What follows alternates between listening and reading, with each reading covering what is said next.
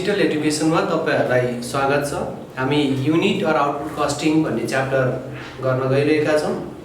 त्यसको हामी दोस्रो सोलुसनमा छौं। दोस्रो क्वेशन हामी लिँदै छौं। यहाँनिर चाहिँ हामीले अलिकति प्रिभियस पार्टको भन्दा अलि फरक फिनिश गुड्स रुपीस भ्यालु बनाउँदै यदि युनिटमा दियो भने हामीले यसलाई कसरी स्टेटमेन्टमा मेन्सन गर्छौं त भन्ने कुरा यो पार्टमा हामी कन्सिडर गर्दै छौं। र सेलिङ एन्ड डिस्ट्रिब्युसन ओभरहेड पर युनिटमा दिँदाखेरि यो सेलिङ एन्ड डिस्ट्रिब्युसन ओभरहेड कसरी क्याल्कुलेसन गरिन्छ भन्ने पार्टलाई हामी यहाँनिर एड्रेस गर्न गइरहेका छौं र यसको सल्युसन अब हामी गर्न जाँदै छौं। हामीलाई थाहा छ कस्ट सिटको फर्मेट सारै नै सजिलो छ। Cost seat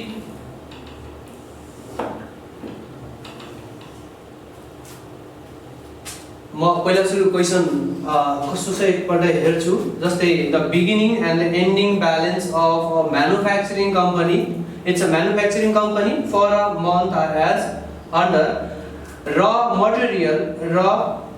material beginning stock rupees 10,000, ending stock rupees 20,000, work in progress 5,000 and 7,000, finished goods 200 unit and 100 unit। र हामीले कस्ट स्टेटमेन्टमा फिनिश गुड्स लिएर आएर राख्दै गर्दाखेरि स्टेटमेन्टमा राख्ने भनेको रुपीस भ्यालु हो। त्यसको मोनेटरी भ्यालु कति हुन्छ त्यसलाई मेन्सन गर्नुपर्ने हुन्छ र त्यसको मोनेटरी भ्यालु निकाल्ने प्रोसिडियर अहिले मैले फिनिश गुड्स गर्दै गर्दाखेरि यहाँनिर वर्किङ गरेर देखाएर जोड्ने छु। The information available from the cost records for the month ended was as follows। महीनाको अन्तिममा त्यसको इन्फर्मेसनहरु यस्तो देखियो। Direct material cost is rupees 2 lakh, direct material purchase is rupees 2 lakh, direct labour cost is rupees 80,000, factory expenses is rupees 40,000, selling and distribution overhead rupees 2 per unit sold. एक unit बेच्दाखेरि चाहिँ 2 रुपैयाँ सेलिङ एन्ड डिस्ट्रिब्युसन ओभरहेड लाग्ने रहेछ। Office 25,000, production unit is 5,000 unit and the profit 10% on cost र required हामीलाई दिएको छ। कस्ट सिट भनेर सोधिदिएको छ।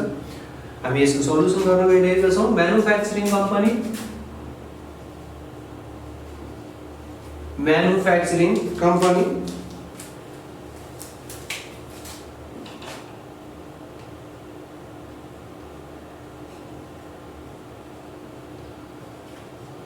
मैन्युफैक्चरिंग कंपनी का हामी कस्ट स्टेटमेन्ट में छौं। Cost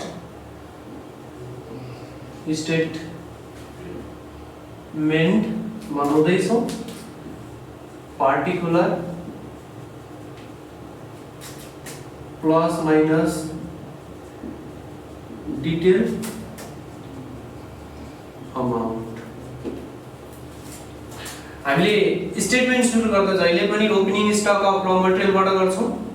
opening stock of raw material यहाँनिर दिएको छ हामीलाई opening stock of raw material भनेर। र मटेरियल ओपनिङ 10,000, क्लोजिङ 20,000। ओपनिङ 10,000 रुपैयाँ मा हामीले लिएर आएर ड्युरिङ द मन्थ त्यो म्यानुफ्याक्चरिङ कम्पनीले कति मटेरियल किन्यो त त्यसलाई लिएर आएर हामी जोडिदिन्छौं। Purchase of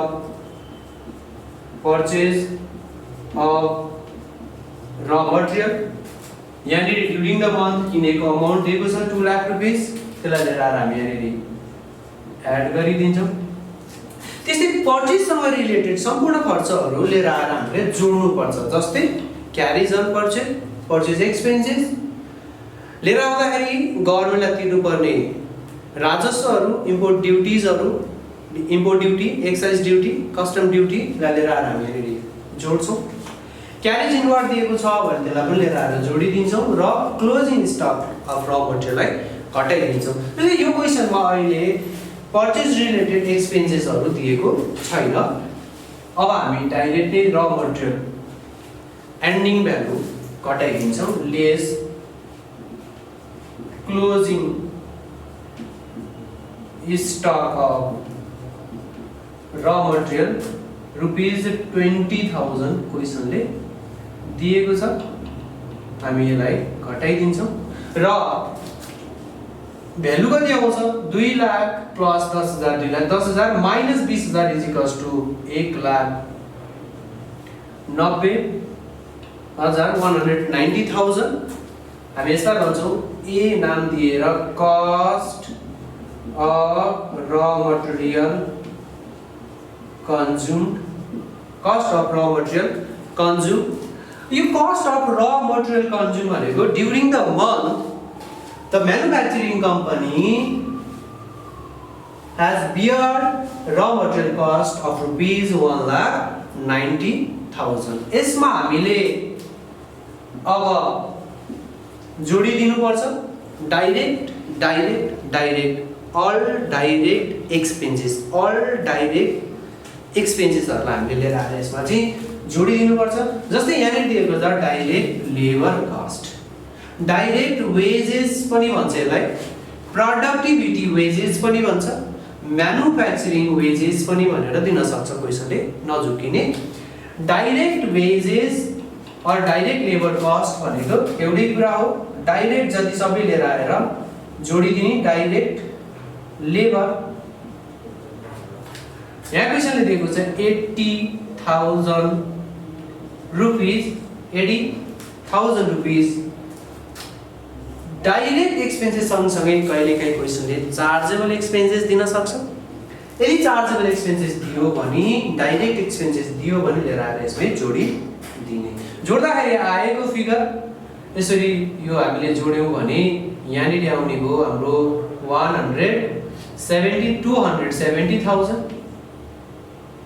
270,000 and it is called prime cost। prime cost मा हामीले जोडिदिनु पर्छ फ्याक्ट्री ओभरहेड र यहाँ हामीलाई दिएको छ फ्याक्ट्री ओभरहेड फ्याक्ट्री एक्सपेन्सेस भनेर दिएको छ। फ्याक्ट्री एक्सपेन्सेस इज रुपीस 40,000 जोडिदियो भने सी मा हामी क्याल्कुलेसन गरेर निकाल्न सक्छौं। फ्याक्ट्री कस्ट इन्क्योर्ड र फ्याक्ट्री कस्ट इन्क्योर्ड चाहिँ हाम्रो आयो फ्याक्ट्री कस्ट इन्क्योर्ड आयो हाम्रो यहाँनिर 3,10,000 3,10,000 चाहिँ फ्याक्ट्री कस्ट इन्क्योर्ड। जब फ्याक्ट्री कस्ट इन्क्योर्ड हामी क्याल्कुलेसन गर्छौं त्यसमा हामी opening stock of work in प्रोग्रेसलाई जोडिदिन्छौं। ओपनिङ स्टक अफ WIP लाई जोडिदिन्छौं र लेस गरिदिन्छौं closing stock of WIP। Opening stock of work in progress लाई जोड्ने र closing stock of work in progress लाई घटाइदिने। यहाँ हामी हेर्न सक्छौं second stock work in progress भनेर दिएको छ 5,000 ओपनिङ एन्ड 7,000 क्लोजिङ। 5,000 प्लस गरिदिने 7,000 माइनस गरिदिने प्लस माइनस गर्दाखेरि यहाँ माइनस आउने हो -2,000 3,10,000 बाट 2,000 घटाइदिने र आएको फिगरलाई हामी भन्छौं फ्याक्ट्री कस्ट अथवा वर्क कस्ट भनेर। फ्याक्ट्री कस्ट अथवा work cost 3,10,000 -2,000 is equals to 3,08,000 rupees आयो। अब यो फ्याक्ट्री कस्टमा हामीले एड गर्नुपर्छ। फ्याक्ट्री कस्टमा हामीले एड गर्ने अफिस एन्ड एडमिन ओभरहेड। यहाँ हामीलाई अफिस ओभरहेड भनेर क्वेशनले दिएको छ 25,000। अफिस ओभरहेड 25,000 लिएर आएर जोडिदिने र यो अफिस ओभरहेड जोडेर आएको फिगरलाई हामी भन्छौं cost of production यहाँनिरसम्म सजिलै गर्न सकिन्छ यहाँनिरसम्म हामीले सजिलै गर्न सक्छौं cost of production 3,33,000 आयो अब यसमा हामीले जोड्नु पर्छ opening stock of finished goods opening stock of finished goods र घटाउनु पर्छ closing stock of finished goods opening stock of finished goods र closing stock of finished goods हामीले रुपीज भ्यालुमा निकाल्नु पर्ने हुन्छ अब यो रुपीज भ्यालुमा निकाल्नको लागि टोटल यहाँ क्वेशन अनुसार 5000 युनिट प्रोड्युस गरेको रहेछ ड्युरिङ द मन्थ एक महिनामा हामीले उत्पादन गरेको आउटपुट भनेको चाहिँ 5000 युनिट छ र यो 5000 युनिट उत्पादन गर्दाखेरि लागेको कस्ट भनेको 3,33,000 रुपैयाँ हो भने एक युनिट उत्पादन गर्दाखेरि कति लाग्यो भनेर पहिला सुरु हामीले यहाँनेरि वर्किङ गर्छौं वर्किङ नोट यो वर्किङ नोटमा हामीले गर्ने भनेको cost of production per unit एक युनिट उत्पादन गर्दाखेरि लागेको चार्ज कति हो भनेर पहिला सुरु निकाल्छौं cost of production per unit निकाल्नको लागि कस्ट अफ प्रोडक्सन हामीसँग हुनु पर्छ उत्पादन गर्दाखेरि लागेको खर्च कति भयो र प्रोडक्सन युनिट चाहिँ कति हो त भनेर क्वेशनले दिन पनि सक्छ अथवा हामी निकाल्न पनि सक्छौं यो फर्मुला लगाएर cost of production per unit निकाल्ने जस्तै हामीले कस्ट अफ प्रोडक्सन त हामीले निकालेका छौं त भर्खरै यहाँनेरि 3,33,000 डिवाइड बाइ प्रोडक्सन युनिट क्वेशनले नै दिएको छ 5000 प्रोडक्सन युनिट 5000 क्वेशनले नै दिएको छ भने 5000 ले डिवाइड गरिदियो भने यो तीनटा जेरो क्यान्सल गर्न सकिन्छ अनि 333 डिवाइड बाइ 5 गर्यो भने रुपीस कति रुपैयाँ आउँछ होला भनेर एकपल्ट क्याल्कुलेसन गरेर हेर्ने क्याल्कुलेसन गर्दाखेरि हाम्रो आयो 66.67 रुपीस 66.67 रुपीस आयो भनेपछि अब हामीले 66.60 रुपीस आयो त्यो 66.60 रुपीस इन्टु दुवैमा ओपनिङ स्टकमा पनि 66.60 र क्लोजिङ स्टकमा पनि स्टक युनिटलाई मल्टिप्लाई गरेर अमाउन्टिङ फिगर निकाल्न सक्छौं जस्तै 66.60 क्वेशनमा आयो 66.60 हाम्रो पर युनिट कस्ट आएको छ भने 200 ले मल्टिप्लाई गरिदिने ओपनिङ कस्ट आउँछ opening value of finish goods आउँछ र 100 ले मल्टिप्लाई गरिदियो भने closing value of finish goods आउँछ ल मल्टिप्लाई गर्दाखेरि यहाँनिर आउने भयो 66,600 यहाँनिर आउने भयो 133,200 अब यसबाट यो माइनस गर्दाखेरि यहाँनिर 66,600 चाहिँ हाम्रो प्लस फिगरमा आयो ठीक छ अलि क्याल्कुलेसन मिस्टेक भयो कि क्या हो यो 13,220 रुपैयाँ यो चाहिँ 6,660 रुपैयाँ आउँछ होला 6,660 रुपैयाँ अब योबाट यो यसो हेर्दाखेरि plus figure is greater than less minus figure that's why plus गरिदिनु लिएर आयो फिगरलाई 3,33,000 प्लस 6,660 रुपीस एड गरिदियो भने जति आउँछ त्यसलाई हामी भन्छौं कस्ट अफ गुड्स सोल्ड जति आउँछ त्यसलाई भन्छ हामी 339,660 रुपीस आउने भयो ठीक छ cost of goods sold is rupees 3,39,660 rupees हामीले क्याल्कुलेसन गर्यौं। अब यसमा हामीले जोड्छौं, एड गरिदिन्छौं selling and distribution overhead. Selling and distribution overhead चाहिँ यहाँ क्वेशनले भनेको छ 2 rupees per unit sold. 1 unit बेच्यो भने 2 रुपैयाँ खर्च लाग्छ रे सेलिङ एन्ड डिस्ट्रिब्युसन ओभरहेड। त्यसैले 10 युनिट बेच्यो भने 10 × 2, 20 युनिट बेच्यो भने 20 × 2। त्यसो भए अब हाम्रो काम भनेको, हाम्रो टास्क भनेको चाहिँ के हो त भन्दाखेरि युनिट सोल्ड चाहिँ कति गर्यो भनेर निकाल्नु पर्यो। क्वेशनले त दिएको छैन।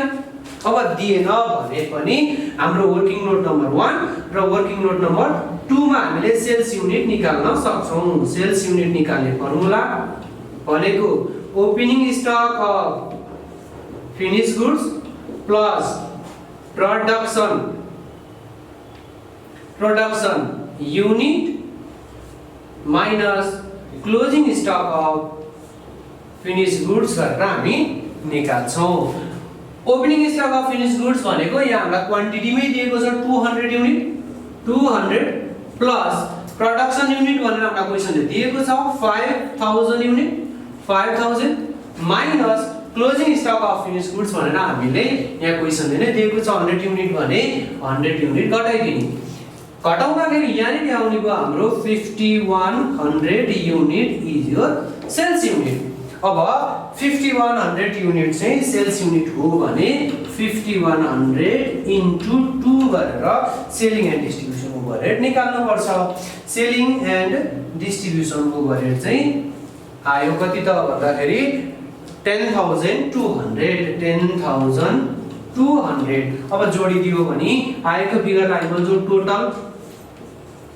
टोटल कस्ट यो 3,39,660 प्लस 10,200 गर्दाखेरि कति आउँछ हामी क्याल्कुलेसन गरौँ एकपल्ट। हाम्रो क्याल्कुलेसनमा 3,49,860 रुपीस आयो टोटल कस्ट। अब टोटल कस्टमा यहाँ क्वेशनले भनेको छ profit 10% on cost profit 10% on cost भनेर क्वेशनले दिएको छ। ठीक छ।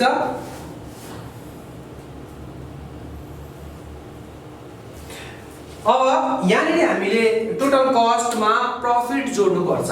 टोटल कस्टमा हामीले टोटल कस्ट निकाल्यौं, टोटल कस्टमा प्रॉफिट जोड्नु पर्छ।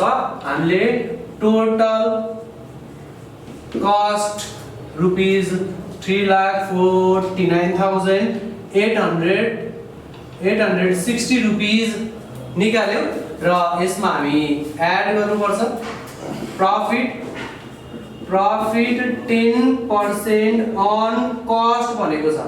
अन कस्ट भनेको छ 10% अफ कस्ट अमाउन्ट भनेको 3,49,860 रुपीस हो भने 3,49,860 को 10% हामीले निकाल्छौं 34,986 र जोडिदिन्छौं जति आउँछ त्यसलाई नै हामी sales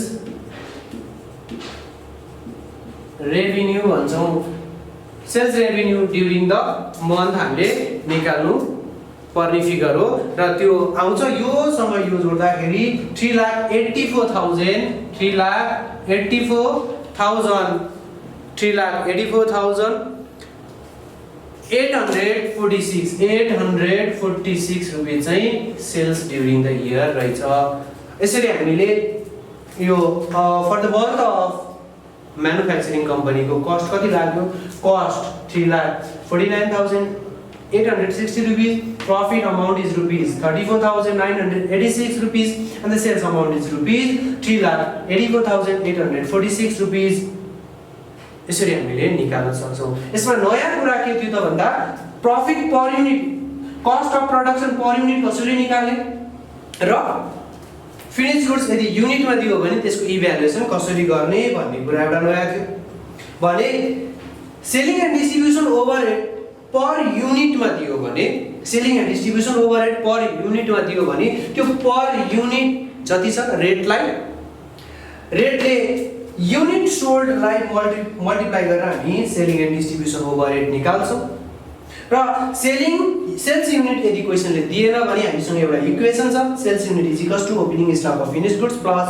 production unit minus closing stock of finished goods गरेर हामीले सेल्स युनिट निकाल्ने छौँ। यसरी घरमा बसेर यो टाइपको क्वेसन ब्याङ्कमा अथवा कोर्स बुकमा हामीले क्वेसन भेट्न सक्छौँ। घरमा बसेर ट्राई गर्ने अनि ट्राई गर्दाखेरि भएन भने कमेन्ट बक्समा कमेन्ट गर्ने, कुनै प्रब्लम भयो भने कमेन्ट गर्ने, त्यो कमेन्ट हामीले चाहिँ फेरि अर्को भिडियोमा एड्रेस गर्नेछौँ। धन्यवाद।